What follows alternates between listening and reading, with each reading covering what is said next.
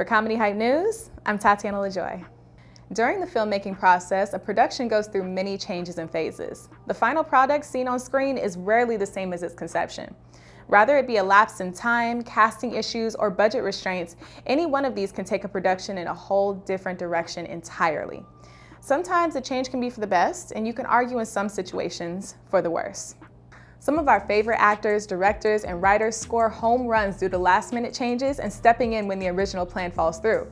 Mike Myers originally wasn't going to cast himself to play Dr. Evil in the Austin Powers franchise. Myers specifically wanted Jim Carrey for the role. Carrey was interested in the part, however, he had already signed on to do Liar Liar. As a result, Myers decided to play Dr. Evil himself, performing in dual roles. Another example that also involves Carrey is the time he was supposed to be in the movie Meet the Parents. Here's why Jim Carrey turned down Meet the Parents. In the late 90s, Universal Pictures optioned the rights to a 1992 film called Meet the Parents. The plan was to remake the film after it was featured in a film festival. Jim Hertzfield, who was a producer for Married with Children at the time, was hired to expand the original screenplay. Jay Roach was famous for directing the first two Austin Powers movies and was hired to direct Meet the Parents. Although he received some pushback from the studio because they believed he wouldn't be able to direct a less cartoonish, character-driven script. When he got an early draft of the script, he recalled, "I told Universal, this is the funniest thing I've read. I don't want to change any of it." They said, "We think it could be better." I think what they were politely saying was, "We think it could be better directed by someone else." Upon further investigation, the real reason why Universal might have been skeptical of Roach was probably due to the interest from Steven Spielberg to direct the film, with Jim Carrey playing the role of Greg Fokker. The team of Jim Carrey and Steven Spielberg attached, the movie was guaranteed to be a hit. In December 2008, Carrey was interviewed by Larry King to promote his film, Yes Man. In the interview, Carrey spoke on his movie choices and was asked if he's ever turned anything down that he's regretted. Carrey responded, "Well, no, I never regret. I never regret." He then went on to reveal that Meet the Parents was something that he was developing with Steven Spielberg. King: "You turned that down?" Carrey: "Yes, I actually created the Fockers in a creative meeting. Yes, but it was perfect that Ben Stiller did it. When I saw it, I went, that's the way it's supposed to be done." King: "You didn't get kicked?" Carrey: "No, not at all. How could I, man? I'm at the banquet table." Unfortunately, both Carrey and Spielberg decided to step away from the project after the development took way longer than expected. Carrey would go on to film Me, Myself, and Irene and How the Grinch Stole Christmas, making him unavailable once Meet the Parents finally entered production. Spielberg, on the other hand, would decide to focus on a different project as well.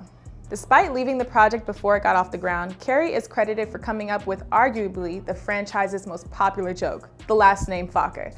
That last name was used in the sequel titles Meet the Fockers in 2004 and Little Fockers in 2010. Fokker quickly became a running gag, not only in the first film, but it's prominent even more so in the following films.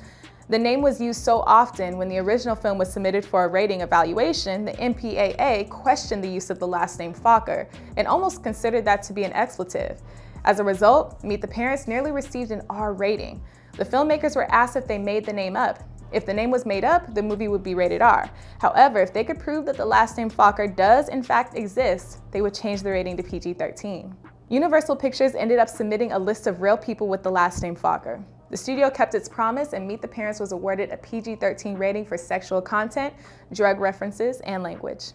As Jim Carrey and Steven Spielberg left the project, Universal circled back to Jay Roach.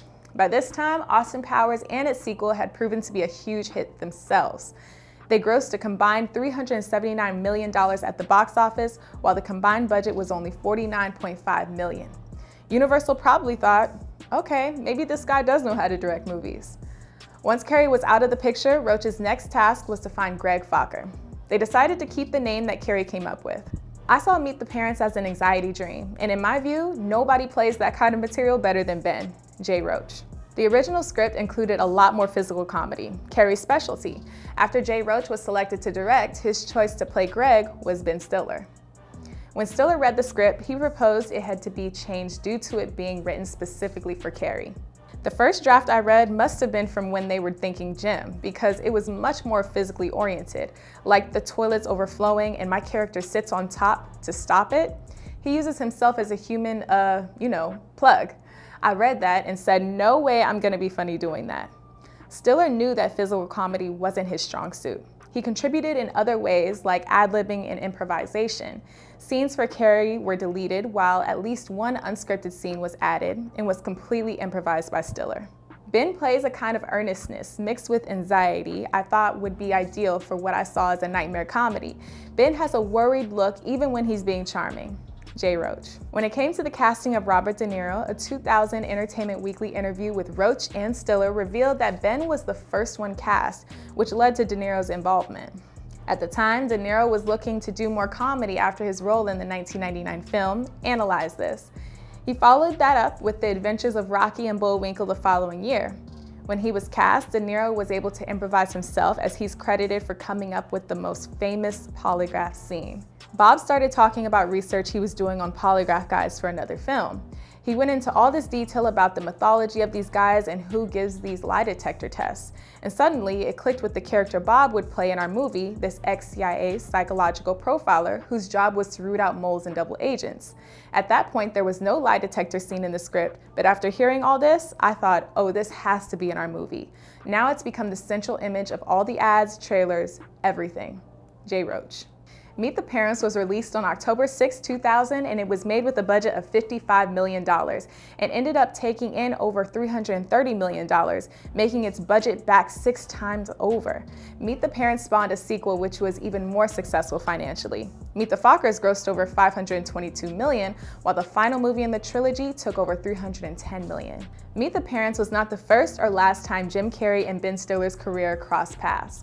Stiller appeared in and directed Carrey's 1996 black comedy The Cable Guy, which received mixed reviews but gained financial success at the box office. Carrey was at one point attached to star in 2013's The Secret Life of Walter Mitty for at least a decade until he exited the movie, and Stiller stepped in as star and as directors. In the mid-2000s, the two was even set to star in a futuristic comedy called Used Guys, where the two would have played two clones, with Meet the Parents director Jay Roach helming the flick. But it has since failed into production hell as of 2009. 1998's There's Something About Mary was financial success, but it was Meet the Parents that made Stiller a household name. Stiller proved he did not have to be an absurd character to be hilarious in a comedy on relationships. If Carrey had not passed on the movie, there's no telling how Stiller's career could have been affected. Stiller and Carrey have two totally different, distinctive styles of comedy, and Carrey would have made Greg a totally different character. Jim Carrey as Greg Focker would have been an interesting choice, especially considering the original film spawned 2 sequels, and Jim Carrey is famously known for his dislike of sequels. Throughout his career, Carrey has only played the same character twice, Ace Ventura and Lloyd Christmas in Dumb and Dumber. Of course, Carrey will return in the Sonic sequel next year. If Carrey was cast as Greg Focker or even Dr. Evil, history suggests that he might have decided it wasn't necessary to return for the sequels, which is why things might have worked out for the best. Can you see Jim Carrey starring in Meet the Parents instead of Ben Stiller? Can you imagine Jim Carrey as Dr. Evil? Let us know in the comments below. Stay up to date with the latest in news and comedy by subscribing here to our YouTube channel. Follow Comedy Hype across all social media and look out for original content on our new streaming service at comedyhype.com. For Comedy Hype News, I'm Tatiana LaJoy.